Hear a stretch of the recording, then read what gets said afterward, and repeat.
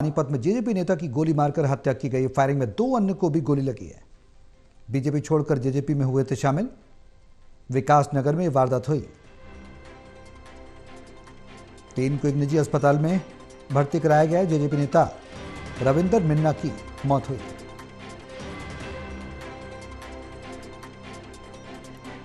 तो पानीपत में जेजेपी नेता की गोली मारकर हत्या की गई है। बड़ी खबर आपको बता रहे हैं। फायरिंग में 2 अन्य को भी गोली लगी है। बीजेपी छोड़कर जेजेपी में शामिल हुए थे। विकास नगर में वारदात हुई।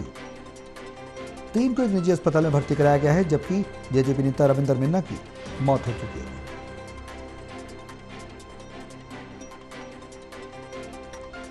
हमारे एस्टेट राइटर देवेंद्र कथुरिया पानीपत से हमारे साथ फोन लाइन पर जुड़ गए। ज्यादा जानकारी के लिए सीधे उनका रुख करेंगे। देवेंद्र, जेजेपी नेता रविंदर मिन्ना की हत्या की गई है, क्या कुछ जानकारी इस घटनाक्रम को लेकर? पूरी जानकारी तफसील से बताएं। देखिए सौरभ, अब से करीब 1.5 घंटा पहले की ये घटना है। विकास नगर है, विकास नगर एनएफएल के पास है, दिल्ली रोड पर जी। तो 3 लोग थे। एक तो विनय था, एक विनीत और एक तीसरे ये जेजेपी के नेता हैं रविंदर मिन्ना। दरअसल ये 2024 के विधानसभा चुनाव में जेजेपी ने इनको पानीपत शहरी से टिकट दिया था, लेकिन चुनाव के दौरान ही ये बीजेपी उम्मीदवार प्रमोद विज जो विधायक है बीजेपी की दूसरी बार बने, उनके पक्ष में बैठ गए थे।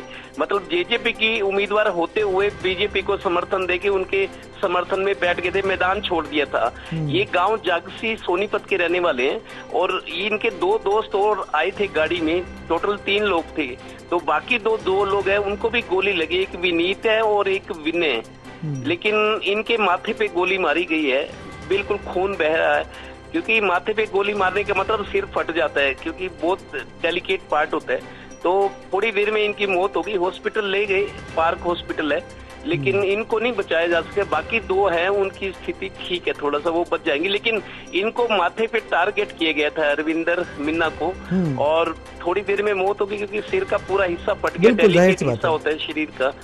और आरोपी जो है वो रणबीर है, वो भी गांव जागसी सोनीपत का रहने वाला है। फिलहाल ये पानीपत में रह रहे थे। अब वजह क्या है वो पुलिस जांच पड़ताल कर रही है, उस सुबह पोस्टमार्टम होगा। जी देवेंद्र, क्या राजनीतिक रंजिश के दौरान यह हमला कहा जा सकता है या फिर कोई और विवाद था?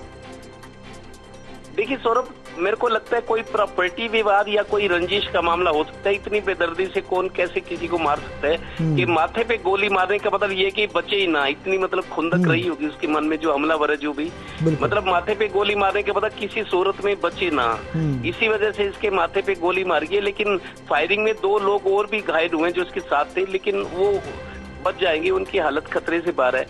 दरअसल जेजेपी से जुड़ा ये नेता था और सोनीपत से रहकर पानीपत में रह रहे थे ये, और पुलिस अभी जांच कर रही है पूरे मौके पर। अभी 2 जो लोग हैं इंजर्ड हैं, उनको बचाने की कोशिश हो रही है। इनका सुबह पोस्टमार्टम होगा और पुलिस ने अपनी जांच शुरू कर दी है कि आखिर क्या वजह है। और दूसरा सौरभ, पानीपत में पिछले 5 दिन में 4था मर्डर है। बिल्कुल।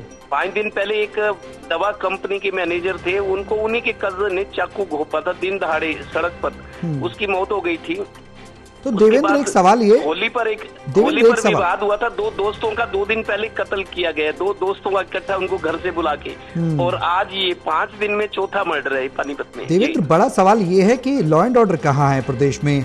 नायब सरकार लगातार दावे करती है कि लॉ एंड ऑर्डर को सुधारा जा रहा है। मैंडेट के साथ, बड़े मैंडेट के साथ जनता ने बीजेपी को चुना इस बार हरियाणा में। उसके बाद लॉ एंड ऑर्डर की स्थिति सिफर ही नजर आ रही है। कहाँ है सरकार?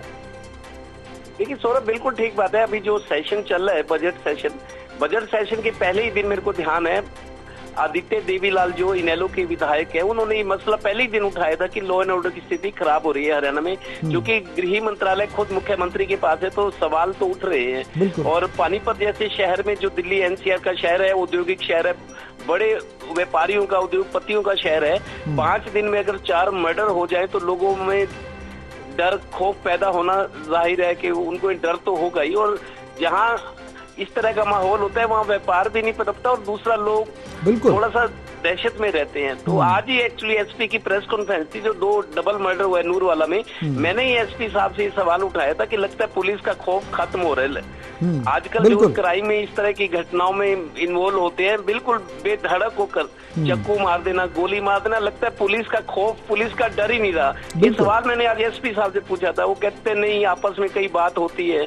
तो लेकिन पानीपत में जो क्राइम ग्राफ बढ़ गया, इससे मेरे को लगता है व्यापारियों का शहर है, उद्योगपतियों का, इससे लोगों में खौफ पैदा होना लाजमी है। बिल्कुल देवेंद्र, एक सवाल ये भी है कि जिस तरीके से आपने बताया कि आपकी वरिष्ठ पुलिस अधिकारी से बात है, उन्होंने कहा कि आपसी रंजिश के तहत होता है, लेकिन उसके बाद एक सजा का प्रावधान भी होता है। उत्तर प्रदेश में हमने देखा कि तमाम ऐसे बड़े नाम थे जिन पर तगड़ी कार्रवाई योगी सरकार ने की है।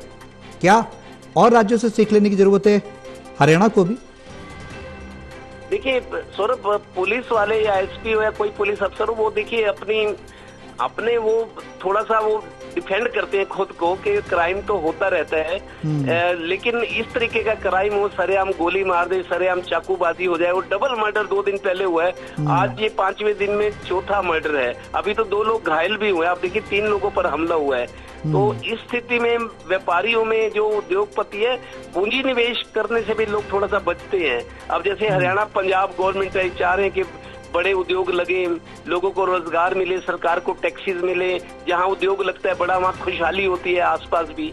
लेकिन इस तरह का माहौल होगा तो पूंजी निवेश करने वाले भी संकोच करते हैं, और फिर जाहिर सी बात है, बिल्कुल लोगों में भी डर होता है कि मतलब बाहर ना निकले, या इस तरह के खौफ के माहौल में व्यापार कैसे पनप सकता है। जी बिल्कुल जाहिर सी बात है देवेंद्र, उम्मीद करेंगे कि आपकी भी अगर मुख्यमंत्री से बातचीत हो तो इस मुद्दे को जरूर टोटल टीवी उठाए कि लॉ एंड ऑर्डर को लेकर जरूर कोई बड़ा कदम उठाया जाए, ठोस कदम उठाया जाए, जिससे कि अपराधियों के मन में खौफ जरूर पैदा हो। बहुत शुक्रिया तमाम जानकारी के लिए।